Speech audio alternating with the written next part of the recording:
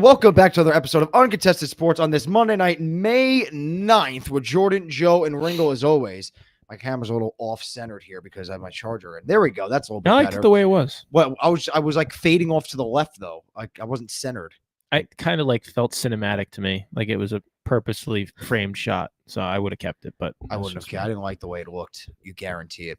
Well, anyway, Jordan, Joe, and Ringle back on this Monday night. Mets and Yankees, the only two 20-win teams in the league right now, right? Who would have thought? Hell yeah. Who would have thought Yankees win their sixth series in a row? They kind of slumped to their sixth series in a row against Texas, but got the job done nonetheless.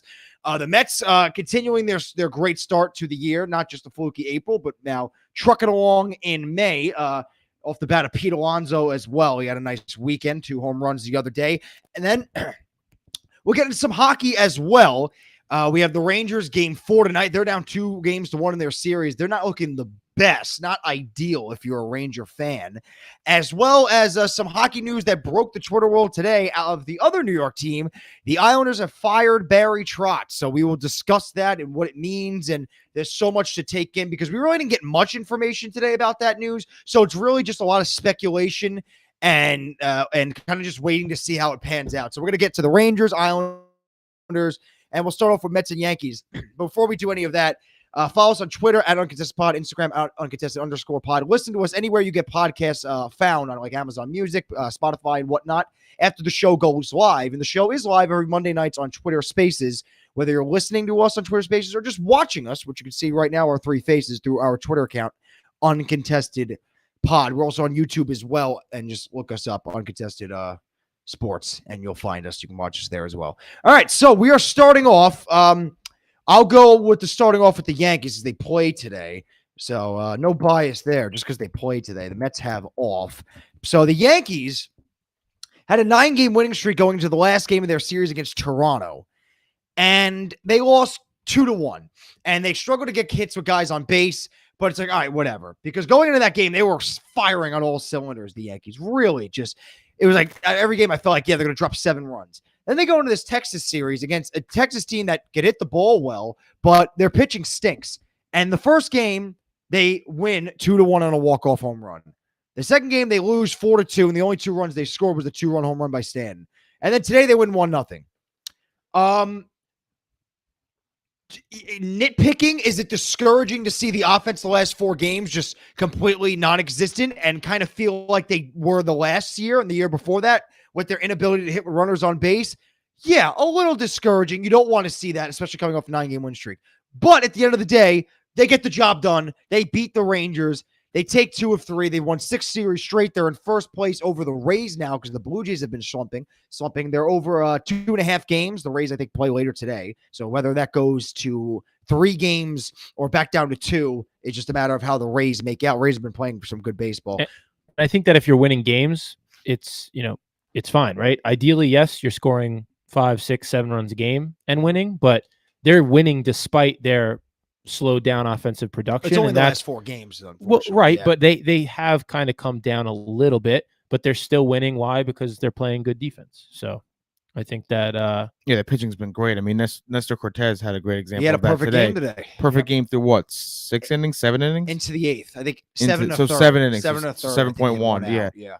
Great. That guy's been unbelievable. I think he's your number 2 right now. You would say behind Garrett Cole. Yeah, like there's no one. It's them 2, and then it's like. There's a big gap, and then it trickles down to like Tyon, Montgomery, and who's the other? Severino, and then it's the bottom. That's the bottom 3 of the rotation there. And the Yankee, and you say bottom 3, but that bottom 3 has been sensational still too. Right? Yeah. I mean, like the guy with the worst ERA, Sevy, and it's like a 3.3, like a 3.4, which is like you're gonna take that. He's 2-0. And especially from coming back from all he's had to come back from. So that's great as Severino. That exceeds my expectations from him so far this season. And I was talking to my brother about this. Yankees, it's just so weird. The whole lineup at once. When they're hot, the whole lineup's hot. When they're cold, the whole lineup's cold. It's not like a guy here and there. Yeah. It's just so weird with this Yankees team.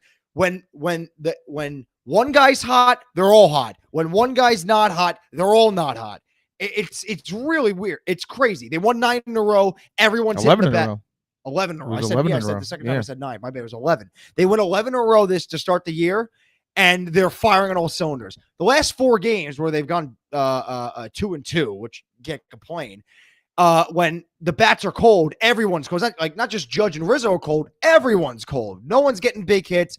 They've scored 1 run against the Blue Jays in that last game, 2 against the Rangers, 2 again, and then 1 today. But like Joe said, if the Yankees were at 500 right now and they were like 5 games out of first place and they just went 2-2 in their last 4, becomes more of a problem. Yes, it becomes more of a problem. But they're 20-9. I think they have the best record in the league based on win percentage. They're the only team other than the New York Mets that have 20 wins. So you're not complaining. They got a big 2-game set at home against Toronto, and they don't have off for a while. I think it's like 20 games in a row right now that they got. And it was like 20. We're going into this Ranger series. It was 23 in 22 days because of the doubleheader. So the Yankees have a long tread ahead of them. So hopefully, again, one guy gets hot, they all get hot. One guy gets cold, they all go cold. But they were able to muscle through this kind of poor hitting series and take 2 of 3 against the Rangers. And you mentioned this being a long stretch for them, but it could be a very fun stretch, especially if you're a Yankee fan, because 17 of the next 19 games that they play are against teams that are below 500. Ooh, the only 2 are the Blue Jays, which they play starting tomorrow, I believe, right? So, I mean, if you can take 1 of 2 or even sweep the Blue Jays, you might be looking at a really, really nice run for the Yankees, assuming they continue to play the way they've been playing. And that the last 2 series, the series to end the month and the series to start June, that's a huge, tall task. It's going to be the Rays to end the month, and then the Angels, who are playing very good, their first place, to start June. So you're going to have a chance to really put yourself in a good position because you have the White Sox on the road. You have the Blue Jays and you have White Sox on the road, who on paper is a good team, but they're decimated with injuries right now. So you could take advantage of that White Sox team on the road against Baltimore. You should take care of them. And you get the White Sox. We say that every time. I know, right? We say that every time. Last time they did, though, they swept them. So we'll keep the good vibes rolling. They got the White Sox again, and then the Orioles again. So White Sox, Orioles, White Sox, Orioles. So after this Blue Jay set, you have a good chance to get yourself in a good position going into those 2 tough series against the Rays. But my God, the pitching, it carried in from last year. And it's in Cole, I guess the spider tack stuff can go away because the first 2 starts were abysmal. Mm-hmm. He's had 3 since then. He's got his Cy feet back Young under him now. He's got his swagger back, like that funny meme with that football team. Yeah. He's been that ace that everyone that we expect him to be. So I guess everyone can calm down for now until the next time he has a bad outing. Once he has the one bad outing, it's all going to come back. He was cheating during those. It's never going to leave him. Yeah, and then Nestor Cortez. I mean, who would have thought this guy, for a guy who he doesn't throw hard, but his control and this placement is what makes him a dominant pitcher, and his deceptiveness. I saw a tweet today from Andrew McCutcheon. The way he delivers and his deceptiveness and his control, it makes up for his velocity, in that a 91, 92 mile per hour fastball looks like a 98 mile per hour fastball because of the way he delivers the ball and the control and the placement and whatnot. It's really sensational. And he's right now, I think he's the best pitcher in the American League right now is Nestor Cortez. And I don't think he has a win on the year, to be honest. Yeah, he didn't get the win today because the Yankees just couldn't hit. Yeah, he had the perfect no-hitter going into the 8th. It was 0-0. He lets up the hit. Both teams were getting no hit for like the first 5 innings. John Gray had a no-hitter. I think let up Donaldson broke it up, and then he got hurt. Yeah. He got hurt. He's 1-1, Nestor Cortez. He's 1-1. Yeah, John Gray got hurt in the 5th. But yeah, Cortez had the no-hitter, broken up. Clay Holmes finishes the inning, and then the next inning, Judge who's cold, gets one through the shortstop side, and then Rizzo takes advantage of the shift and bloops one in between left and center. Judge scores from first base, and that's your offense the whole day. And if there's any 2 guys that you would like to see, like, spark the offense in any way, it's the guy who had the great first month, and Anthony Rizzo, who right after the month ended could not get a home run or an RBI to save his life. And the second guy is your leader in Aaron Judge, who has been playing great this year, is in a little slump, but a slump for him is like a good streak for other people. He's still hitting like 280, and like with 9 home runs and like 8, almost 20 RBIs with a 950 OPS. So again, a cold streak for Judge is not a cold streak for many. Other reasons why you want to see those two guys lead the charge is because Judge is in a contract year. The Yankees were unable to get the deal done before the season started, and also Rizzo was in the competition in the free agency. Are you getting Freeman? Are you getting Olsen? Are you going back to Rizzo? So you obviously got Rizzo back. So now you're looking for him to perform, maybe not like those guys to a T, but like you want him to perform at least close to it, or not be a total disaster at first base, which he's not even close to. He's a great first baseman. He's a great hitter too. You can argue he's better at defensively first base than the other two, than Olsen and Freeman. Yeah. But I'm talking more bats wise too. Yeah. Now in this stage of their careers, the bats go in favor of Freeman and what's his name? Olsen. But I think Anthony Rizzo, off to the great start. He's gonna be a guy for the Yankees. He's gonna play great first base. He's gonna hit 240s to 250s. You just hope with the not the best average. You just hope he can hit home runs and get on base a lot. And that's what I think what the Yankees are expecting too. They're expecting Anthony Rizzo. He's not going to hit 290 like Judge can, or hit 300 like Judge can. He's going to hit like 250, 240. And I feel like he is capable of hitting like 260, 270. I don't know if he can anymore though. Yeah. I don't know. I don't know. But Yankees can't complain. It was kind of looking doom and gloom. And you see the Yankee fans saying, "Oh, where's the people complaining now?"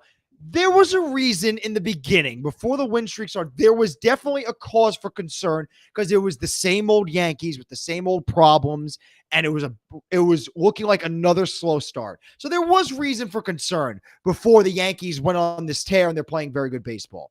But not much to get upset about now. Would you like more offense this last Texas series? Yeah, I would have. But again, like I said to Joe before, it's not like they're 500 right now and they just won 2 of 4 in their last 4 games. They have 20 wins. They ended their 11-game win streak with a loss to the Rangers, but they just won to the Blue Jays, but they just beat the Rangers at home. So Yankees, much better start than last year. The pitching has been phenomenal. Chapman hasn't let up an earned run, yet he still scares the crap out of everyone. Michael King actually looked vulnerable for the first time all year the other day. And Clay Holmes, they got that guy for a bucket of scraps last year from the Pirates. And that's one of those analytic darlings that the Yankees love, that they'll pick off another team because they see something in him that other teams don't. And he's been absolutely dominant this year, Clay Holmes. And out of the bullpen. I just want to say one more thing about their short stint of not really scoring a lot of runs. I think that if you're a Yankee fan and that bothers you, you shouldn't let it. It's a small sample size. You said it multiple times. It's only 4 games. And it's a long season, right? Teams are going to go through their offensive ups and downs. If you want to consider this one a down, maybe, I guess you could, 4 games, right? It's nothing to be too concerned about. But at the end of the day, the Yankees are getting it done. So, yes, they only had, 5 hits or 4 or 5 today. 4 or 5 hits today, but they scored 1 run. It was just enough. And I think good teams like the Yankees they find ways to get it done in games like this, right? You had a great pitching performance, going for a good majority of the game. You didn't let up any runs. Yes, you only scored 1, but hey, at the end of the day, you came out of it with a win. I think you have to be happy with that. And I don't think there's any reason to panic. Of course, anything can change over the course of a season.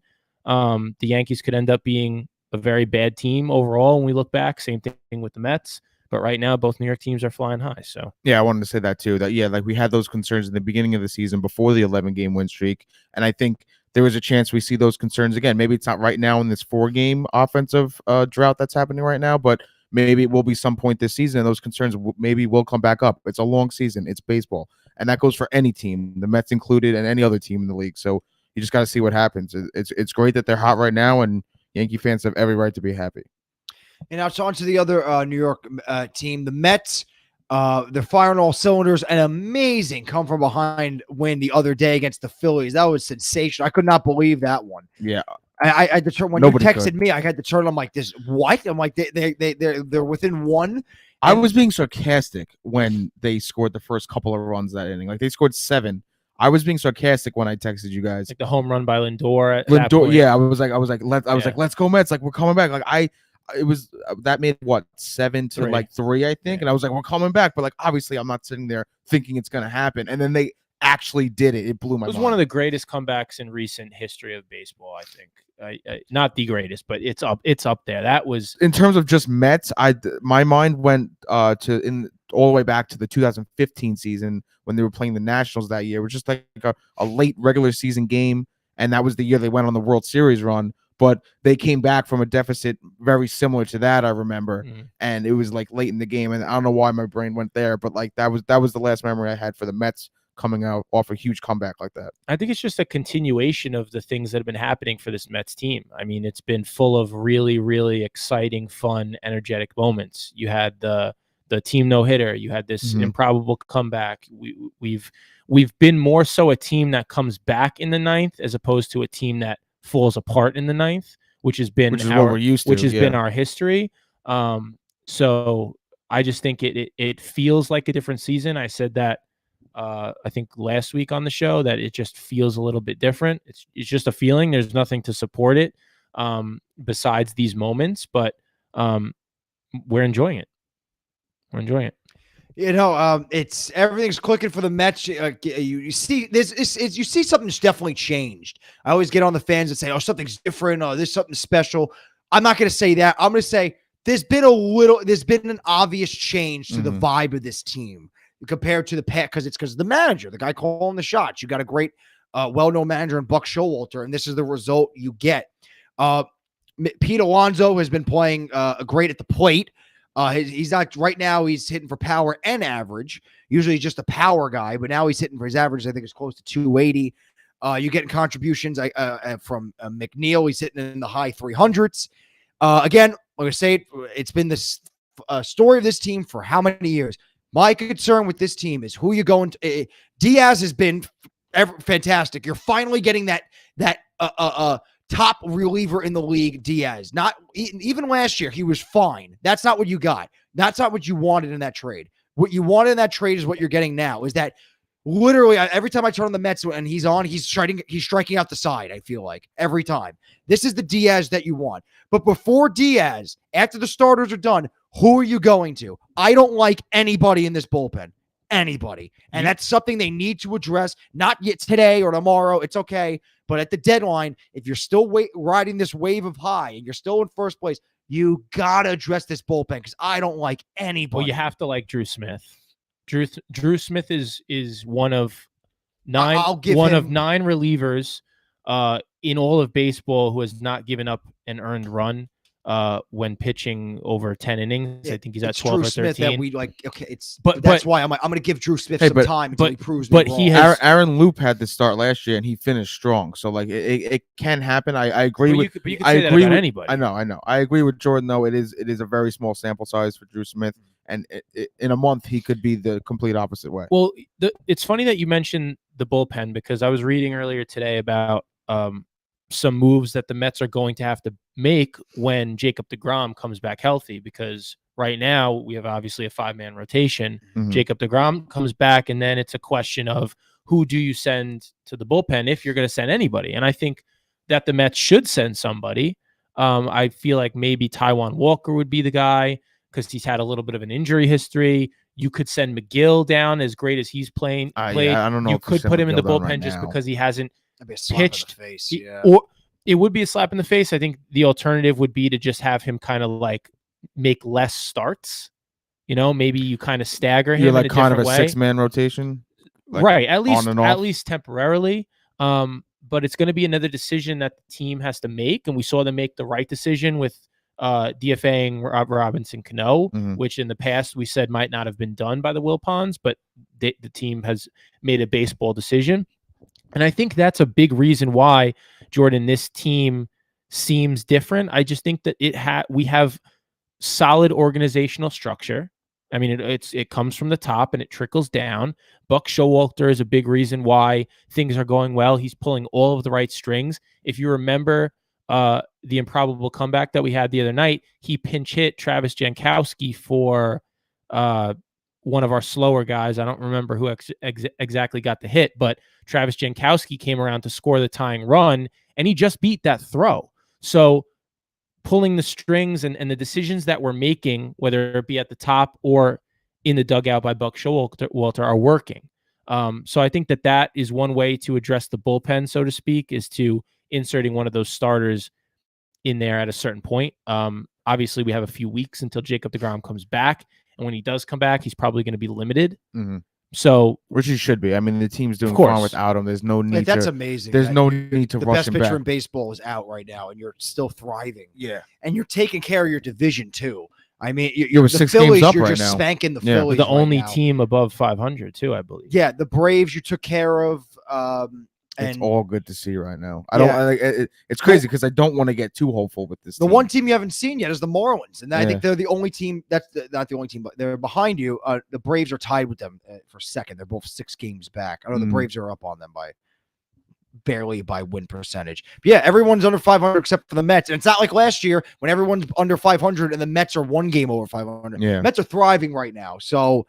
It's again just like the Yankees. There's little things in the back of your mind like the Yankees. We didn't hit well this past weekend. Oh, the Mets. I'm not in love with the bullpen, but the grand scheme of things on May 8th right now, right? Was it May 8th? 9th.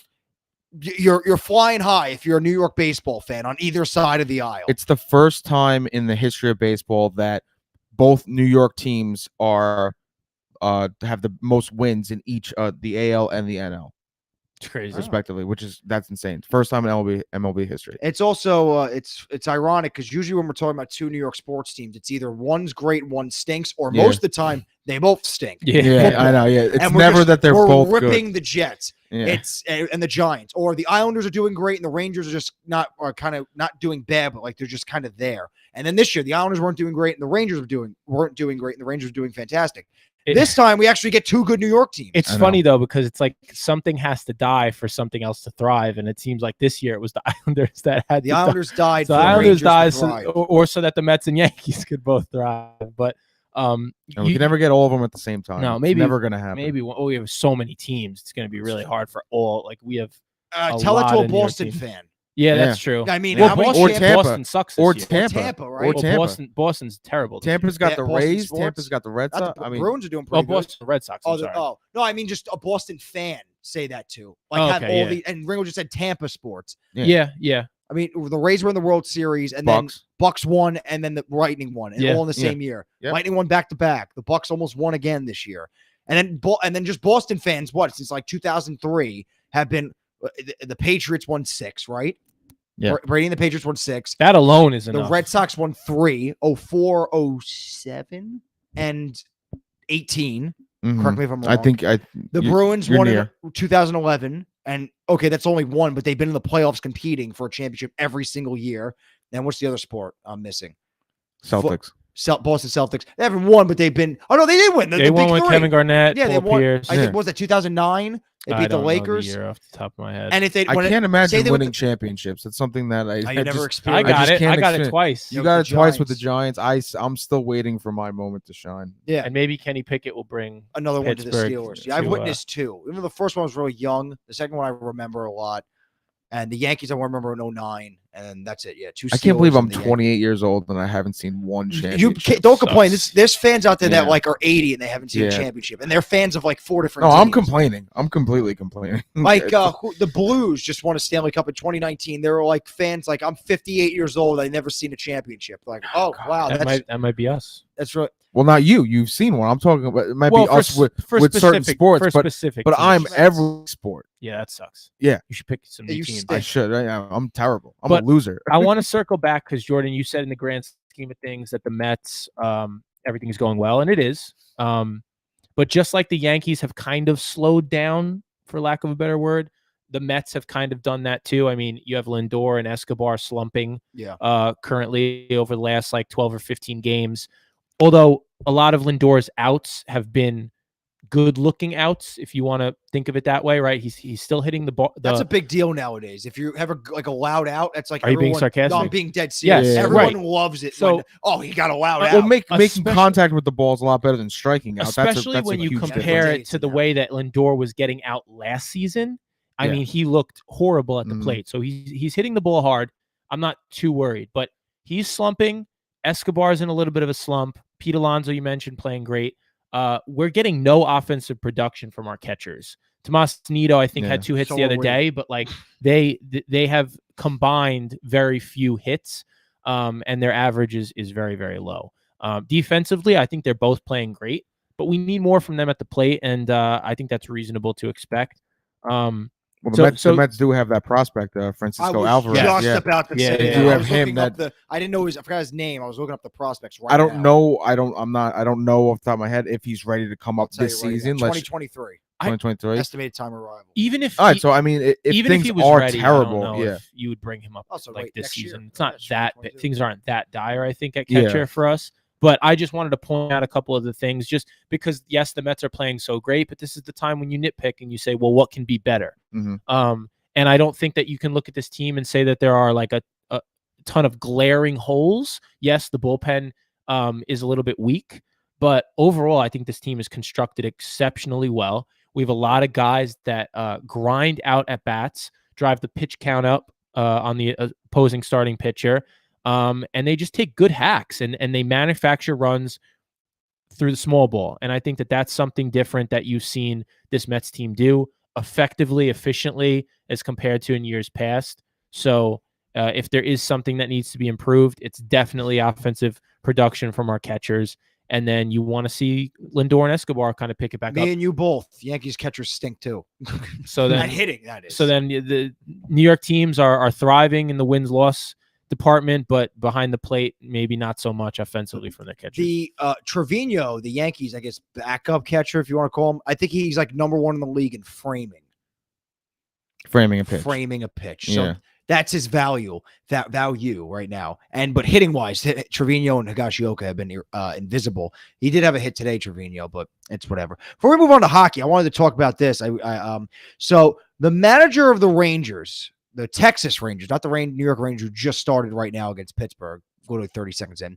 Chris Woodward. You would remember Chris Woodward in the 2020 season, I believe. It was Padres Rangers. Former player? Yeah, he did play. Yeah, I remember. Play for the Mets. Yeah, that's how I know. Expos, I think. The Expos. Whoa. Yeah, so the Padres are up 10-3 on the Rangers. I'm pretty sure it was the 2020 season. And Tatis takes a 3-0 fastball right down the middle and crushes it for a grand slam. And who's one of the people that complained about that? Chris Woodward, the Texas Rangers manager, saying, I grew up and you don't swing 3-0 and blah, blah, blah. It's so Joe looks like he's about to explode. Can I say one thing? Yeah, go. Yeah. The Mets comeback the other night is the exact reason why you should never complain about stuff like that. It's so that stupid. was my argument, especially in baseball's the sport where you're most likely to see I'm not gonna say run because other sports don't call it runs, a 6-score deficit. You know what I mean? Like, you're not gonna see a 6-goal comeback in hockey that often. You're not gonna see a 6-touchdown lead come back in football. You're not going to see, I don't want to say 16-point deficit in basketball. Basketball, I guess, is an outlier. But out of those three sports, baseball, football, and hockey, what sport are you most likely, I think you're going to see the big comeback is baseball. You see it in basketball, but yes, baseball, anything can happen in baseball. And another big reason for that is because there is no clock. And if a team's just hitting one inning, they can put up, like you do see over the course of a season, 10 runs in an inning. Well, not even just 10 runs in an inning. There's 20, 30 run games by teams every once in a while throughout the whole course of the season. It happens. Yeah. You know, it was a 7-run game. And we're not going to re-argue the Tatis thing from 2 years ago. But so he was kind of the outlier on that one. And no one really agreed with manager Chris Woodward on that one. So that was the first time where he kind of ran his mouth and did not look good in the outcome. Then it comes yesterday. The Yankees are in a 1-1 game against the Rangers, bottom of the ninth. Gleyber Torres hits a home run to right field to win the game. After the game, Chris Woodward said it was a home run in a Little League ballpark, referencing Yankee Stadium, and it would have been an out, and the Rangers just scored. It's 1-0 New York Rangers. Lafreniere. It's a 5-on-5 goal. You know, Sharp loves those. So New York Rangers up 1-0. Back to the Texas Rangers. After the game, the Yankees walk it off for Gleyber Torres. Chris Woodward said it compare. I'm not going to do the exact quote, but I'm paraphrasing. It was a Little League ballpark home run, and it would have been an out in 99% of the ballparks. First of all, Chris, you guys hit a home run that earlier that game, the tied at 1. That was shorter than Torres' home run. Both were to right field. Second of all, after he said that, it was posted on Twitter, like the StatCast, it would have been Glaber's walk-off would have been a home run in 26, I believe, of the 30 ballparks, right? There's 30 teams, right? Mm-hmm. 26 of the 30. So what are you talking about? Third of all, you should not be doing talking points as if you're a fan. You are the manager of a professional baseball team. You should not be talking like a fan in a post-game press conference after you lose. You know what helps? All right, so let's go with your argument, Chris. It's a little league ballpark and it was a cheap home run. For sake of argument, sure. Then why did you guys only put up one run then, Chris? If it's a little league ballpark, why did you guys get shut down for 3 games if it's a little league ballpark? And then the next game, the doubleheader night game, I forgot who it was, hits the most little league home run possible to right field on the Rangers. So you can't pick and choose. You can't call it a little league ballpark and then shut your mouth when the ball barely goes over right field for you guys. So this is the second time this guy in 2 years has said something with his foot in his mouth and has looked like a complete schmuck in the aftermath. You're completely right when you bring up, like, don't sound like a fan. You shouldn't talk like a fan. That's 100% true. There's a little expression, think before you speak. He's in a position, he's a manager of a Major League Baseball team. He does not need to be complaining about the size of certain ballparks. Yes, as a fan, it's funny to send the StatCast gifts. I think I sent one in our group chat like a few weeks ago. I think it was Rizzo, maybe. I forgot who hit the home run, but I think it was a walk-off too. I'm not too sure, but it only would have went out in one ballpark out of the 30, and that's Yankee Stadium. It wasn't a walk-off. I think it was Rizzo. I remember. It wasn't a walk-off. You said? Yeah, no, it wasn't. Whatever. It doesn't matter. But like, it's funny as a fan to send that to your friends and stuff and whatnot. But that's baseball. All the ballparks are different. That it is what it is. It's the game. You don't need to hear this from your managers. Like, if I'm a Texas Rangers fan and I'm hearing that out of my manager, I like that. That's just terrible. That's absolutely terrible. And you don't need to see your manager complaining like that. He also didn't own his words, and he played it off as a joke. Yeah, that was his response, which I'm not surprised. I'm not surprised. Way worse. What a bad backtrack. Yeah, like you're doubling. You're almost like doubling. You're not trying to double down, but in a way, you're doubling down, and it makes you look stupid. It just comes off as extremely salty. To say something like that. You mentioned it. It sounds like a fan's perspective. Mm-hmm. Something somebody would say as they were pissed walking out of the ballpark back to their car. I like to say, I like saying it, the fan that likes to rest their head easier at night, knowing we didn't lose that game. Yeah. That was the ref's fault, or that was the little league ballpark that there's the only reason why it was the home run. Regardless, you're playing in the same ballpark in that moment. I understand. Yeah, the Yankees have 80 games there, but it's irrelevant. What are you going to do? You're going to nitpick every single home run that goes out of every single stadium and say, oh, well, if we were playing there, that wouldn't happen. If we were playing there, that wouldn't happen. You can't do that, Chris. You can't. That's not how this works. This also, though, reminds me of when we talk about refs missing or making a questionable call at the end of the game, when we say, well, it doesn't always come down to that one call. Yes, sometimes those calls impact the game in a way, but usually when we talk about them, they're at the end of a close game, and we can look back on dozens of different instances in the first 48 minutes, the first 3 periods, and say, look at all these opportunities that you missed. The same thing is true here.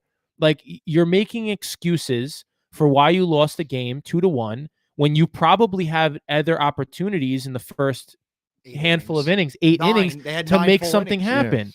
So instead of focusing on the one home run that you let up at the end of the game, why don't you focus on fixing the things that you could have done better to had the lead in the first place? To avoid that situation. Exactly. That was my same argument with the Saints fans. Remember that terrible pass interference non-call against the Rams in the playoffs?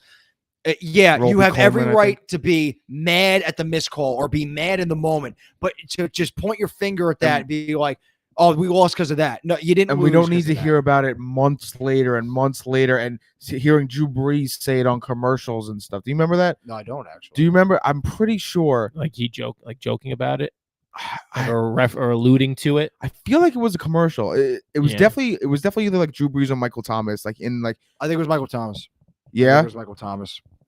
It was definitely like a commercial where he made fun of the call, of calls going bad like that, and it was months after the playoffs happened. Super Bowl was over, it was ramping up for the next season, and we're still hearing about this from the Saints. It's that in the moment, fine, be 100% mad, but you got to get over it at some point. It's the game. It happens all the time. I'm sure you've been on winning sides of this too. I was just going to say, like, I know there's emotion involved in it, but players, coaches, managers, whatever, they have to take a step back and they have to say, I'm at the wrong end of this time, but I can either count, a handful of times where I was on the receiving end of a good call, a call that didn't necessarily go or shouldn't have gone my way, but did. And if you haven't, then you're certainly going to be involved in them in the future. It's inevitable. The amount of calls that are made on a daily basis across all sports, you are going to be on both sides of it. So it's incredibly childish and immature for him to say this. And he's got a history of it. He's got to swallow your pride a little bit, or don't talk about it anymore. But don't play it off as a joke. It's corny. He's only hurting himself. He's only making himself look bad. Yeah, it's dumb. It's not. It was a bad. It's not good leadership. Bad backtrack. Yeah. And before we move on, 369 feet, 106 miles an hour off the bat, and 26 out of 30 ballparks. It would have went out. I wonder if it would have went out in Texas. I don't know if I got. I didn't. If that's one of the 20. I mean, the odds are in your favor. So yeah, it's not. There's only 4 of them. I think one of them is Minnesota, because I think Minnesota has a big right field wall. I'm trying to think anything else. I think it would have went out in Citi Field. I think Minnesota's the one that immediately came to mind. Anything in the division? Toronto? No, that would have went probably Toronto. Baltimore, that probably went out. But again, it's irrelevant. I know. I'm just thinking of. No, I know. But I'm just stating the point. Like, it's irrelevant to do this. A big right field wall. Like, are we gonna start doing this for every single home run, every single walk-off home run that happens? Like, no, it's not gonna happen. So unless it happens against the Rangers, then maybe the Rangers are gonna do this every time. But I'd also love to know how many like long fly balls his team hit that game, just because you're almost like insulting your own players by referencing the park being too small, because you guys only scored 1 run. So what, you're playing in a little league park, but your guys couldn't hit it over the fence. The only stadium I could think of off the top of my head that it wouldn't have went out on is, I think, Minnesota, because they have a big right field wall. I think it would have just hit the wall. Seems like Citi Field is too big sometimes. I think it would have went out right. I think that would have went out in right field. Definitely not center. Well, no, right center is but the ball around went 380. The ball went as right as you could. Yeah, the ball was as all the way to the fair pole. What? All the way to the fair pole. That debate. The fair pole, foul pole. The fair line, foul line debate. But now from ripping the Texas Rangers now onto the New York Rangers. I mentioned before, they are up 1-0 right now with 12:53 left in the first period. They're down 2-1 in this series. And I texted this to our group over the weekend. And I said, if you are in a position, let's see if we can figure out who I'm talking about here. If you're in a position where you have the Vezina Trophy winner as your goalie, and the other team has a third string goalie in net who's bounced around, I think, at 50 teams this year, the team with the Vezina on their team should not be losing a series. Who am I talking about? The Rangers-Penguins series. You have Shesterkin in net, who let up 4 goals the first game, stood on his head. It got him in overtime. They win game 2 and then get shellacked in game 3. You should not lose this series. Even though I picked the Penguins in the beginning, the Penguins, Tristan Jarry, the number 1, might be out for the series, and he played great this year. Casey Smith is a solid backup, left during one of the overtimes in the game 1. Now you have Louis Domingue, who is bounced around so many teams, is a third-string minor league goalie, and you're down 2-1. Unacceptable. You cannot lose this series. Even though you're down 2-1 right now, you cannot. If Louis Domingue's the goalie for the rest of the way, you cannot lose this series. And you got the Vezina Trophy winner in net. You got 50 goals in Kreider. You got 80 points on both sides with Panarin and Zibanejad. Unacceptable. You got Adam Fox back there. This series right now, mainly because Louis Domingue is in net, is an unacceptable loss of a series if you're the Rangers. You should not lose this series. And the reason why they're struggling is a reason why is something I highlighted the whole year. They do not have enough depth. Their depth will get exposed, and that's why they're getting outplayed late in games. And that's why the Penguins have been all over them in times in the offensive zone. Rangers cannot win a faceoff. I did the first game that went to triple overtime. The Penguins, I feel like, won 30 offensive zone faceoffs in a row, and they weren't like faceoffs where you battle at the dot. They were immediately quick wins to the point where now, if you lose an offensive zone, if let's say the Rangers, they're in the defensive zone. If the Rangers lose that faceoff clean, you're going to be scrambling within the first 3 to 4 seconds because that puck goes right to the point. They can set up a quick play, and you got to regroup in 3 seconds. And sometimes it doesn't work out, and the puck winds up behind your net. Last game from Shesterkin, completely unacceptable. Yeah, sometimes he's been let out to dry, but you're the Vezina. You're going to be on the Vezina this year. You're the best goalie in the league by a land shot right now, long shot right now. You got to make a save for your team. 7 goals is unacceptable. I know some might have went in on Georgiev. Some were empty netters, but the Rangers showed some resiliency last game. They tied it. They came back. I believe it was 4-1 or maybe 5-1 or something like that. I think it was 4-1, and they tied it 4-4. Yep, and the great resiliency there. But then again, their depth comes into play. They can't sustain it, and the Penguins got depth, and they got another thing the Rangers don't have is experience, and a lot of it.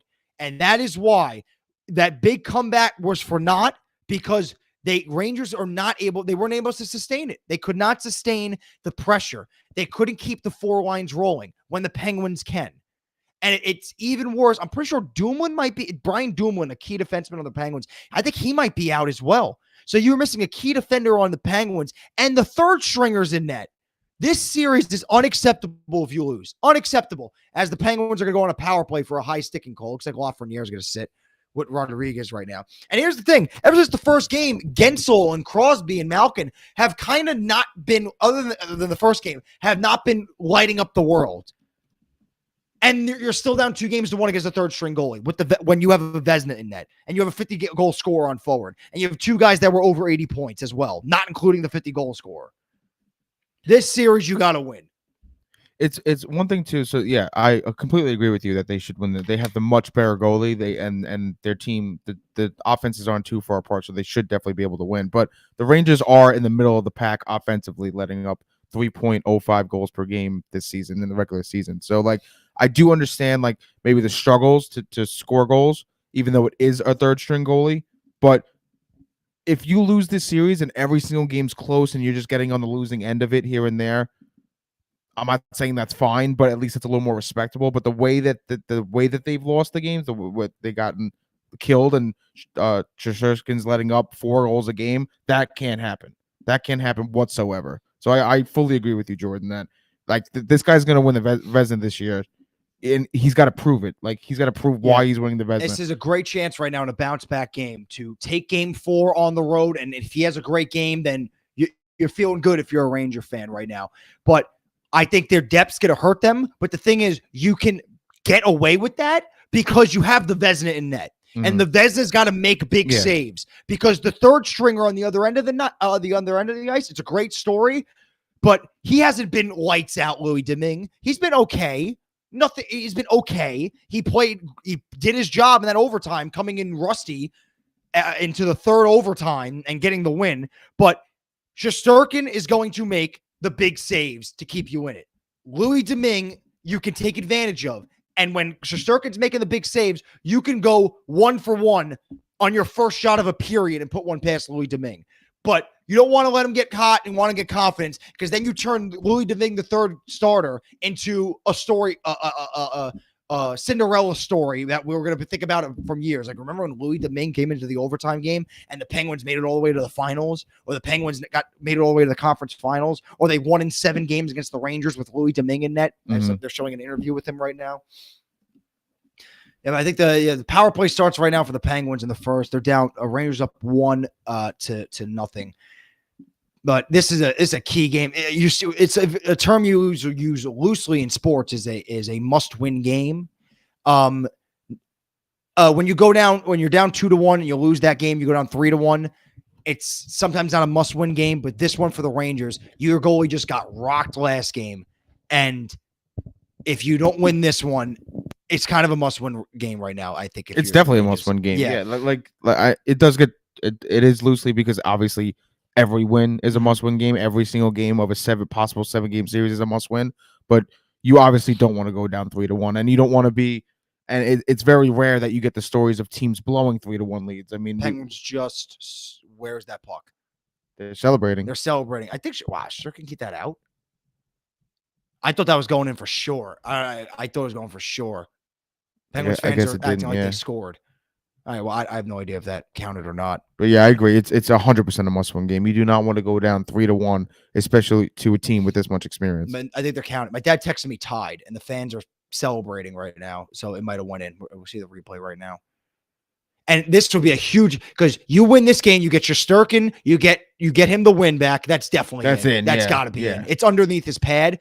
But here's the thing with that play. You can't see the puck. Even though if it's under his pad, they called no goal on the ice, I think. So it's going to be tough to overturn if you can't see the puck, even though he's in the net. You get this win. You tie the series at 2. Shesterkin gets a bounce-back win, and you go home with an even series. That's the situation you want. And you can, if you win this game, you turn the tables right back to the Penguins. Right now, you're pushed up against the wall if you're the Rangers. You win this game, you push the Penguins up against the wall in a tied series. That's how much you can flip. But right now, they're still reviewing. I don't know what they called on the play, but here's the thing. The puck's under his pad. You can't see the puck, though, even though Shesterkin goes in the net. And I'm pretty sure the call on the ice is no goal. I don't think they called it a goal because you would have seen it. I didn't see the ref point at all. Yeah. And we got the game on mute, so we don't know what they're saying right now. But we will wrap up this show. The Islanders have been out of the news because they've been out of the playoffs and kind of out of the playoff race for the most part of the second half of the season. Until today, bombshell announcement, Barry Trotz, who's led this team the last 3 years, he came in right after Tavares left. He came in with Lamoriello. They made the playoffs in 19, swept the Penguins, lost to the Hurricanes. Next year, the first COVID shortened season. COVID bubble, Eastern Conference Finals against the Lightning, losing 6 games in overtime. Then the next year, his third year, which was last season, 7 games against the Lightning, Conference Finals. You'll lose 1-0 on a shorthanded goal to the back-to-back Stanley Cup champion, Tampa Bay Lightning. This year, you have the disastrous start with COVID, the road trip, injuries. You're never able to get out of the hole. They don't make the playoffs. Okay. Comes out today, Lou Lamoriello has fired Barry Trotz. He's no longer the coach of the Islanders. Shocking news. Shocking news. That was very unexpected. Very unclear what the situation is, what the reason is. We've kind of heard some tidbits as the day's gone on. I couldn't think. At first, I'm like, there's no way after this season, Lou said, you know what? We made the playoffs 3 years in a row, and then we fail in year 4 to even make the playoffs. We were a Stanley Cup contending team going into the year, and now at the end of the year, we're not even in the playoffs. You're fired. I don't think that was the reason. That it was just like, we're supposed to win the cup, and we don't even make the playoffs, you're fired. I think it was something going on behind the scenes, whether it be with him, with Lou and Barry, or whether it be with Barry and the players. So completely unrelated to on-ice performance. I don't think it had much to do with the fact that they went from Stanley Cup contenders in 1 year. It's not completely unrelated, but I think the main juicy stake of this is there was something going on behind closed doors between Lou and Barry and the players. But do you think that whatever that was would have been tolerated for at least another year if the Islanders had made the playoffs? If they made the playoffs this year, I don't know, because I can't tell you that because I don't know how the playoffs would be going for them right now. They could have been out. Let's just say they made it and they got bounced. And they got bounced to the first round. I think it's the same thing. I think it's the same thing. Okay. Yeah. I guess it's kind of tough to say because you don't know exactly what the issue is. I think that puck's in, by the way. Maybe he lost. Is it possible he lost the locker room? That I've seen some things trickle out today. Because even I know that this guy has been well liked by at least Islander fans. And even I know that in 4 years, he took them to 2 Eastern Conference Finals, correct? Yeah. So shocking for me. I can't imagine how it is for you guys. Yeah, it was very shocking. It's a goal. So the Rangers are now tied 1-1 with the Penguins. It's a power play goal for them. You have some of the Islander fans that have complained about Barry all year and whatnot, how like he doesn't play Barzal and he's stunting the growth of players. Those same fans today are crying that he got fired. So you can't have it both ways. You can't complain about the guy because he doesn't play Barzal a lot and he's not playing Wahlstrom, and Wahlstrom played on the third line. And then now it's like, oh, now the organization's going backwards. You can't have it both ways. I think fans could be upset that he was fired and still have issues with him as a head coach because maybe their immediate thought is, well, who's the replacement, right? Isn't that where your mind goes first? It's like, okay, well, if not Barry Trotz, who? Yeah. Lou has to have somebody in mind. Yeah, I don't think he fires Barry Trotz without having. You would like to think. Just solely because he claimed what's the quotes? He claims that he wants a new viewpoint. He wants a new direction of the team. That's what Lou's saying. Was offense from the defense. That was one of the main things he wants to help. He wants to help the defense offensively. Yeah, that's what he said. So Lou has to have something in mind. Or you scratching your head? Yeah, it's kind of a oxymoron. Is that the term for it? Yeah, I get it. It's contradictory in a way. It makes sense, but no, that's not. No, it's not contradictory. No, because you want to get more offensive production from the defense. It's contradictory. No, I didn't take it that way. I didn't take it that way. What'd you take it as? You want to help. You want to help the defense offensively, meaning that I gotta see the exact quote now. Yeah, now my brain's because now it really depends on what the quote is. I think I'm close to it being right. All right, let's see. Okay. I typed in his close only counts in horseshoes. We'll wait and then we'll take it from there. Let's see. What was the quote? You know, you can't be close to right to get Jordan's support. You got to be right. Yeah, you got to be 100% of the money. Now we're getting because you need the specifics of the quote right now. I know. Where's the quote? But when the news broke on Barry Trotz this morning, I saw it, and everyone who broke it, everyone that was tweeting it, kept saying that like Islanders fire Barry Trotz for missing the playoffs this season. They all attached missing the playoffs this because season. That's the initial. Yeah, that's the initial. But in the moment, though, I knew that there's something more. There's no way. There's no way that that's the sole reason. It's impossible for that to be the sole reason because you literally just went to back-to-back Eastern Conference Finals, back-to-back, or last year was the semifinals, but whatever. Yeah, there's no way. Like that was just like a gut reaction immediately. That wasn't they didn't fire him because he missed the playoffs. There was something else going on. As I'm trying 100%. to stupid quote. I'm gonna give up on this. I don't care what the quote was anymore. Just go in our group chat there. We kept sending. Did we it. send? Oh, I would. Oh no, that's not it. I'm doing it too. Hold on. Yeah, I don't care about that. But then okay, so I just wanted to bring up. Okay, but so this came out later in the day. James Nichols, he's an Isles correspondent for the Fourth Period and Eyes on Isles. So he broke this today, and it was. Let me go back to the main thing here. I think I'm skipping it here. So a priority for the Islanders is improving their defense offensively. That's improving their defense offensively. I think that is they want more offensive production from their defense. Okay, so I misread it. So that's why. That's why when you said that, I'm like, wait, did I misread the quote? But I agree. Okay, I agree. So what I was gonna say was my initial take on that was just improving their defense offensively just mean by just simply scoring more goals no matter where it's coming from, the forwards or the defensemen. Because that's been a huge problem the past every year with Trotz. I took it that way. Not just the goal scoring in general, is the defensive production. You had a great year from Dobson, but that's it. Mm-hmm. No, you don't get much from the points. Could that also mean just the defense, like, starting more fast breaks down the ice? Like, I'm just thinking in basketball. It also has to do with their system. You want your defense to lead to offense. Yeah, you want in basketball, puck movement out of the zone to fly out of the zone, and every team does that because that's the style of gameplay that's in the NHL, except for the Islanders. Islanders are methodical, slow paced, defensive heavy, and that's why they don't get any production. Which isn't necessarily a bad thing, though. It's not, but that's another thing I said right off the bat before I read the thing from Nichols that he said today. That was my thing right off the bat, was that possibly Lou saw the writing on the wall with the Islanders and that this defensive style will get us success, but not over the hump. Mm-hmm.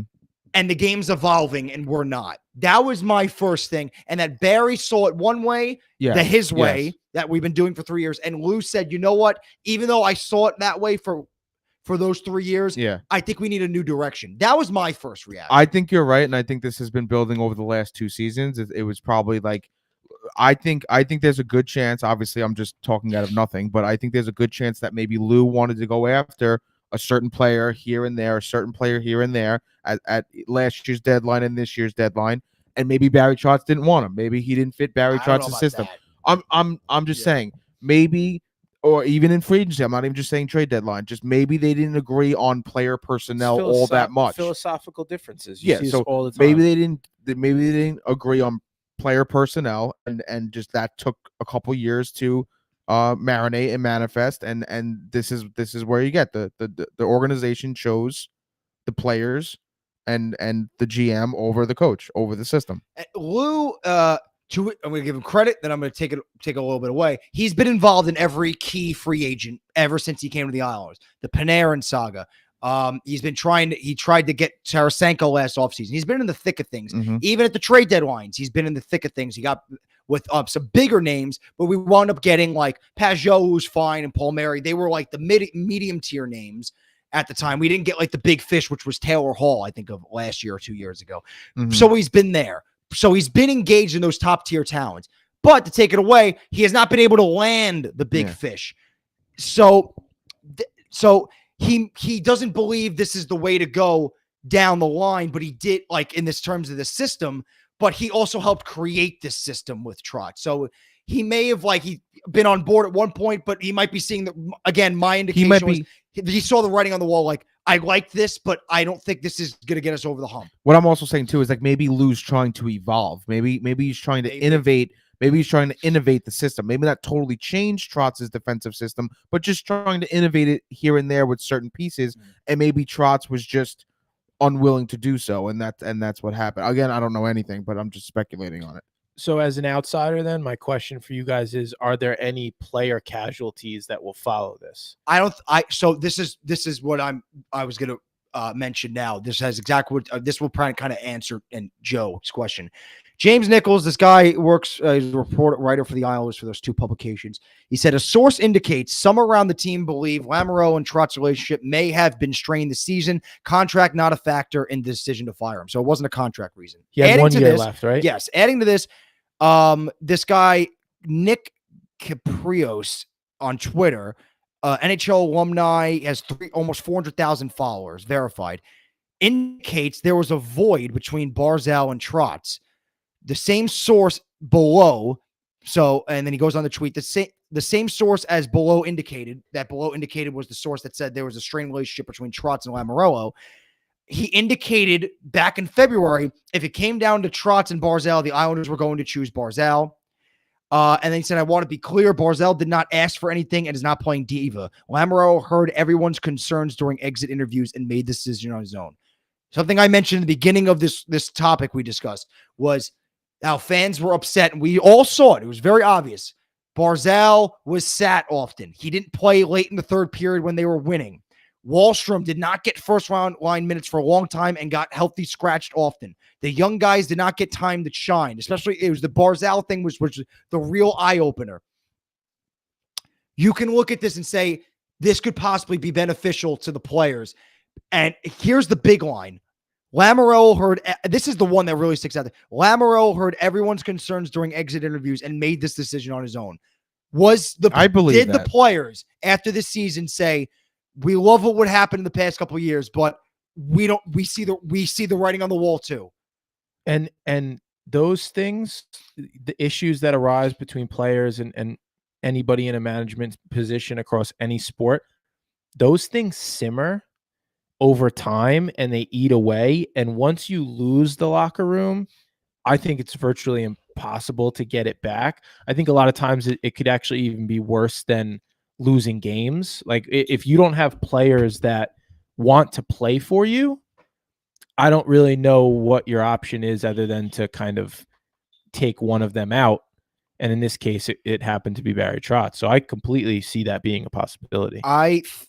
I don't think there's any ill will from the players in the organization to Barry Trotz. I think it's just your time has come. It's just business. Yeah, it's just this. I agree. This wasn't working out. They have talent on the offensive end that wasn't reaching their full potential that they could have if it was a different system. So right now the Islanders are looking to get ahead of the curve. They made a decision to fire a defensive-minded coach. You would think they're bringing in an offensive-minded coach. You would someone think, that can meet you or halfway. Something like that. Can exploit Barzal instead of going from a 60-point guy. Barzal has the potential to be a point-a-game player. But in this system, me and our friend Sharp has talked about this so many times, that he's a 60-point player because of this system. Barzal in an offensive heavy, not even heavy offensively, in just a system that has emphasis on offense, he could be a point of game guy. Mm-hmm. And you could see Anders Lee easily getting over 30 goals instead of starting off slow and then finding himself, you know? I mean, Anders Lee, he had 30 or close to it. Brock Nelson over 30 this year in a defensive system. Yeah. Another tweet from this guy, Nichols. Again, it wasn't that Barzal asked for anything. Lamoureux spoke to his players about what they thought went wrong. Upon speaking to his players, Lamoureux drew the conclusion the system ran dry between coach and players. No one asked for Trotz to be removed. So again, what I thought from the get-go, before I even saw these tweets today, I think the time was just, it came. The time came. It's kind of like the more that we talk about it and the more that I think about it, and you can correct me if I'm wrong, it almost seems like it's a highly respectable decision, because a lot of times when we talk about these decision makers, we say, okay, are they being reactive or are they being proactive? But in a way, this kind of seems like the Islanders are doing both, right? They're reacting to the things that their players told them, and they're taking it and they're reacting. They made a decision. But in doing so and making that decision, they're being proactive in saying, look, we don't want to fiddle with this for the next year at least, right? Well, because he had one more year on his contract, and see what happens. We want to fix this right now because we still feel like we are a strong team. We can be a competitive team. We just need to kind of fix some things. And they went out and then they did that now instead of floating around in mediocrity next season with a system that clearly did not work this year. Correct? It's also, I agree with what you're saying, but it's also a risky business, because Jordan's saying that from the players and everything, that the time just seemed to be up. I don't think the time was like definitely up. I see this as the Islanders just trying to be two steps ahead and stuff like that. So I think that it could, as well as it could work out for them, like if they make all the right decisions and they're able to get ahead of the curve, hire the right guy, and he can get full potential out of this offense, and the offense can be better, and obviously the defense still has some value to this team, then that's great. But it could also backfire. Maybe this team doesn't adapt too well to an offensive-minded system. You need more talent, and because of this decision, different personnel. I don't hope. I'm not taking a guess. I expect big moves to be made. I expect to see some guys long stays here getting moved out to make some cap space, because if you're going to get away from this 99% defensive system and you want to integrate some offense, this lineup, the way it's constructed, you need more talent. You need top line talent. And maybe with Barry Trotz in his system, it wasn't that favorable to some big fish in the pond. And that's why we had to settle. I don't want to say settle for Palmieri and Pajot, because they are fine players. I don't want to say settle, because I don't want to. But when you could have got Taylor Hall, right? Taylor Halls, and there's a name on the free agent market this year, and he's probably going to get bounced tonight. They're probably going to get swept by the Avalanche tonight. Philip Forsberg, who played for Barry Trotz. He played for Barry Trotz. If Barry Trotz's still here, does he want to play for him again? I don't know, because he wasn't as prosperous when he was the coach. Barry Trotz leaves, and now he's dropping crazy numbers. And if you look back at teams coached by Barry Trotz, with Ovechkin as the exception, because he's Alex Ovechkin, the leading scorers on the Capitals and Predators are barely getting to 70 points a year. There's maybe one guy at like 68. Everyone else is kind of just in the 50s, because that's the system. Wasn't it a shock that at the time that the Islanders hired Barry Trotz, that the Capitals even fired him? Didn't the Capitals fire him after? They just didn't renew his contract. But still, they both chose to move on, at least. Yeah. After winning a Stanley Cup, I think they just didn't want to pay him that much. That's it. I don't think it was. I from the outside looking, I don't think it was. Didn't they just win? They did just win. They just didn't want to extend. But that's still a big statement to make. It's right? It's hey, everything worked out for us this season. We won the Stanley Cup. You would think teams try to bring back everyone they possibly can on that team, and you don't bring back the head coach. That's a good point. So that is a good point. There's a history here with this guy. There's a history of Barry Trotz. Yeah, I don't want to bash him so much. I don't want to bash him either. Yeah. I'm not saying I love this move. I'm not saying I hate this move. I'm learning to live with this move. But there's history here with Barry Trotz leaving teams, like, I guess, unconventionally. Mm-hmm. You know, I remember looking into this in the past. I'm doing it right now as we speak. I'm looking at those Predator teams that he coached, and the leading scorers are nowhere near what's it called? Nowhere near point of game players. It's just Shea Weber, who's a great defenseman, probably going to the Hall of Fame. It's just him leading the charge for the Predators every single year. And then Phil Forsberg had 63 and 20 and 63 points in 2014, 2015. But that was Phil Forsberg's I think first year in the league. So I'm going to do Phil Forsberg, the free agent right now. Phil Forsberg, his first 2 years in the league were under Barry Trotz. 5 games, 1 point, 13 games, 5 points. His third year in the league under Peter Laviolette. Barry Trotz's first year out of Nashville, he had 63 points in 82 games. And then he had 64 and 82, 58 and 82, 64 and 67, 50 and 64, 48 and 63, 32 and 39, 84 and 69. So ever since Barry Trotz left Nashville, Phil Forsberg had started his career off. His third year went not nuts, but he had a great year, 63 and 82 at 20 years old, and has only gotten better. And he just now for the past few years, he's right near a point a game. Phil Forsberg. And I'll look at I don't want to waste too much time looking at the Capitals now, but I feel like I want to. It's the same story in which the leading scorer on the team, again, Ovechkin's the exception because he's Alex Ovechkin. Ovechkin, his first year with Barry Trotz in the helm, Ovechkin had 81 points, 53 goals. Backstrom had 78, then 55 by Carlson. So you're not seeing those again, Ovechkin's the exception. I'm not but everyone else, 60 points you're going to be seeing around because it's the defensive style. And it worked. It worked. It got them a Stanley Cup. It got the Capitals a Stanley Cup. It worked for 3 years, but I think the players and Lou Lamoriello might have saw the writing on the wall and they wanted to change things up. You hope they're right. You hope they're right, and you hope they're able to make the right moves and right the ship. And based on even though the ship wasn't completely wrong. But it wasn't. Yeah. It's like you said, they want to be 2 steps ahead. Yeah. And based on these tweets by I'm reading from this verified guy, Nichols, a writer for the Islanders. I want to lean to what we're thinking here is that Lou talked to these players, saw the writing on the wall, and I believe that. I can believe here that. we are. But before we go off, my dad's been waiting to chime in. Yeah, patient man. We've been leaving him on red this whole time. Yes. Yeah, to finish up the show. So we'll go to him to wrap it up tonight. He should be here. Hello? There he is. What's going on? Good evening, gentlemen. Who are you? What's going? going? It sounded like you said, who are you? What? It sounded like you said, who are you? It did, actually. It did, right? I said, how are you? Yes, but it sounded like you said, who. You said it very fast and it sounded like, who you? Oh, okay. Who you? No problem. Yeah. Before I get into Trotz, this Woodward, Texas Rangers coach, his team has 27 outs too.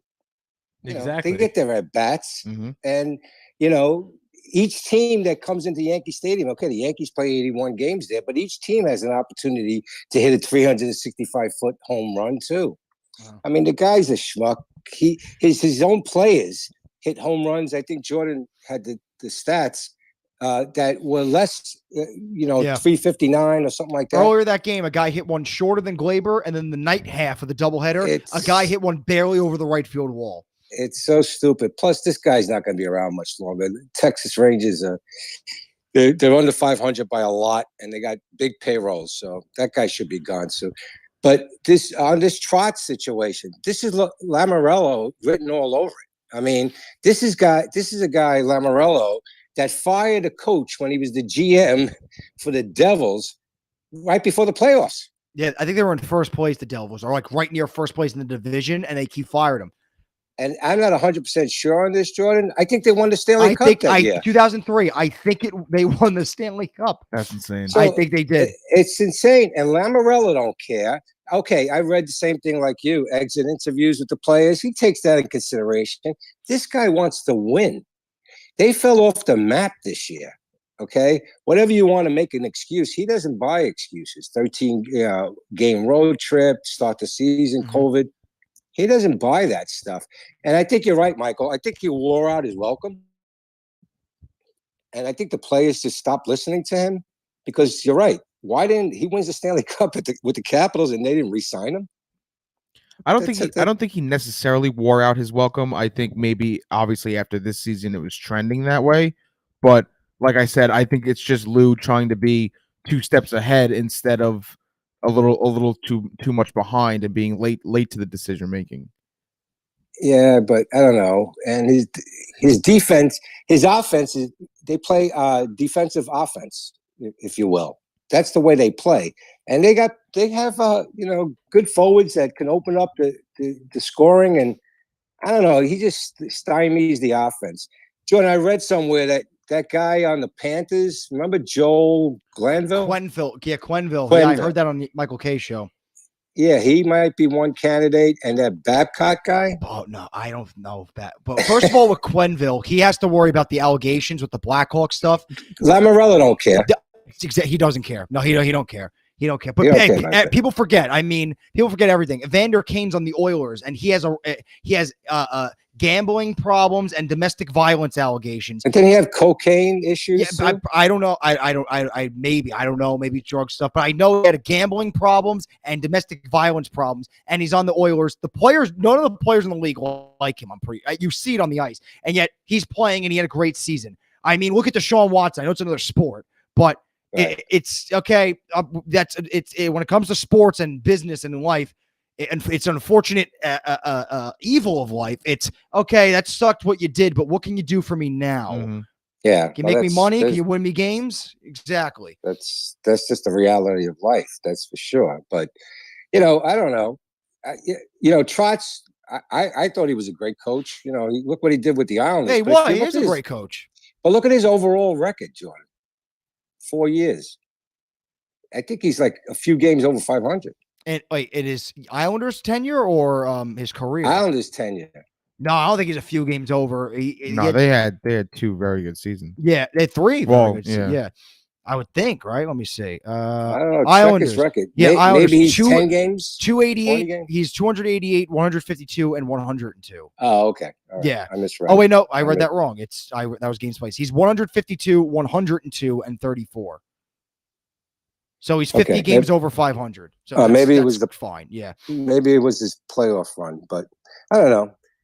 Lamorello, he's going to do things the way he wants to do it, and nobody's going to change his mind. I hope you're right that they're going to make some free agent signings in the offseason, but they got to dump some salary, like you said. Yeah, they got it. This is going to be a telling offseason for them. Mm-hmm. It got a lot more interesting. Year. If we go into the season with the same team, we're not going. I say this every year. It was already interesting based on the year that we had. Yeah. Now you add this into the mix. Mm-hmm. It's exactly. You didn't know what to expect before. Now you really don't know what to expect. You mentioned Babcock before. Him and Tortorella, I think, are the two do not hires. Tortorella does not have a good history with star players on his team, and Babcock too, with the disastrous way he got fired from Toronto.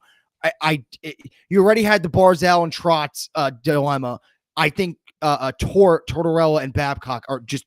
I would not want either of them. Yeah, you're right about Tortorella, especially. But they named Tocchet. Rick Tocchet. He's on the TNT panel with Bizanet and Anston Carter. Was he the Phoenix coach or Arizona coach? Yes. Yes. Tocchet? Yeah, Rick Tocchet. Right. We'll see what happens. But you're right. It's going to be an interesting offseason. That's for sure. You're ready. You already started. They got to get a splash. They got to get that splash. They haven't. The Islanders haven't had a free agent splash. I don't even know when. I don't even know if they've ever had a free agency. Well, you know what? Players didn't want to come to the Islanders, Jordan. Remember? They didn't like the facilities. Yep. The team wasn't doing good. It was a hard sell. We got a nice new stadium now. Yeah. Exactly, right. Exactly. And a brand new coach soon to be. Yeah. Yeah. Quick thing on baseball. Guys, let's not forget, it's a long season. Mets played 30 games. Definitely is. And the Yankees only played 28 games. One thing I got to say about the Mets, and I like him, Showalter. That guy, he's a good coach. He's a very good coach. He's the coach the Yankees. He coached the Diamondbacks. The Orioles didn't give him any talent, but he's a good coach and he's a good field general. Unlike what we have on the Yankees, He's an actual manager. No, the Yankees, you just have a puppet. You just have a guy. Showalter understands the game. He's pulled all the right strings so far. But like you said, it's a long season, so. Yeah, it's a long season, so you have to take that into account. One last thing, Joey, what do you think about that injury with Morant? Did you watch it? The guy on Golden State. Whether or not I think it was dirty. Yeah, I don't think it was dirty. Me neither. I think that they you could also look at 2 plays previous to that play where it looked more like he had injured it then. But, they like to pull the one where a guy puts his hands on him and they start to kind of make a big deal out of it. And I don't think it was a big deal. I don't think especially Jordan Poole, he's not that type of guy. Right. Exactly. He was going for the ball. He whiffed on it. His hand grabbed his knee and tweaked it a little bit. I don't think that was the play that Ja got hurt on, and I really don't think it's a big deal. But Steve Kerr had come out a couple days prior and said that the Grizzlies broke the code when they injured Gary Payton the second. Right. So it's kind of spiraled out of control, I think, ever since that comment was made. Yeah, he just hit him like basketball's contact sport. Let's face it. They're not playing football, but they're smacking each other, fouling each other. I think they carried on too much with that. And, and this code stuff, all of a sudden basketball has a code.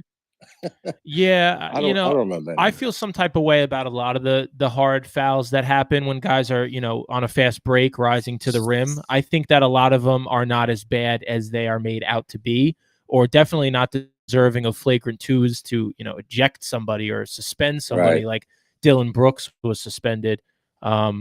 But that's just me, and I think maybe you agree. Yeah, I agree. I wholeheartedly agree. All right, guys. One last thing, Jordan. You're right about the Panthers, Florida. Panthers, I was gonna after you hung up. I was gonna mention that they're losing right now. I think 1-0. Fake news. President's Cup. Yep, fake news. I called it. It's tied 1-1 right now. Oh, it's tied 1-1. All right, so maybe I didn't call it that much, but I did. End of the first, tied at 1. I knew it. He kept telling me. Jordan kept saying, "Watch, Dad. Washington's gonna win." What? Because they got no goalies, and you're right. How could you win the President's Cup and have no goalies? Because you could in the regular season you could score at will. The playoffs are a different animal. You're not going to be crazy. You're not going to be able to score at the rate you score in the regular season. And the Panthers' defense and goalies are not good enough to hold off another team. But right now the game's tied at the end of 1, right, Ringle? You said? Yeah, at the end of the first. And the thing is, the Capitals' goaltending isn't that great either. But here we are. Here we are. But to what you just said about the playoffs, Jordan, that's a positive to having a Barry Trotz system on the Islanders. Yep.